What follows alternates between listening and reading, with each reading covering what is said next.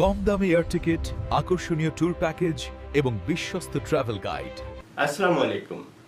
Mannan air international থেকে আপনাদেরকে স্বাগত জানাচ্ছি। বিদেশ যাওয়ার স্বপ্ন অনেকেরই থাকে, কিন্তু অনেক সময় ছোট ভুলের কারণে ভিসা রিজেক্ট হয়ে যায়। আজ আমি বলবো ভিসা রিজেক্ট হওয়া নিয়ে 6টি প্রধান কারণ, যাতে আপনি আগে থেকেই সতর্ক হয়ে যেতে পারেন। ভিসা রিজেক্ট হওয়ার সবচেয়ে বড় কারণ হচ্ছে অসম্পূর্ণ কাগজপত্র দাখিল করা।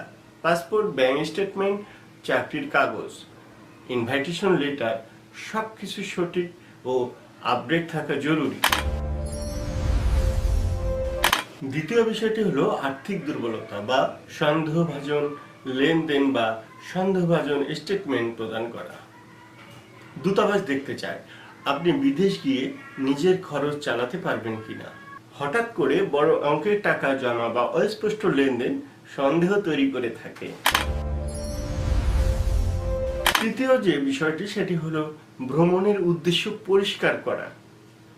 আপনি কেন যাচ্ছেন, ট্যুর, স্টাডি বা কাজের জন্য, সেটা পরিষ্কারভাবে বোঝাতে হবে। বোঝাতে না পারলে ভিসা রিজেক্ট হতে পারে। 4 নম্বর, ট্রাভেল হিস্ট্রি না থাকা বা খারাপ হিস্ট্রি থাকা। আগে কোথাও গিয়ে নিয়ম ভাঙা বা অবৈধভাবে থাকলে ভিসা পাওয়া কঠিন হয়ে যায়। বন্ধুরা, এবার আমি 5 নম্বর বিষয়টি আপনাদেরকে জানাবো। ইন্টারভিউতে আত্মবিশ্বাসের অভাব বা ভুল তথ্য দেয়া।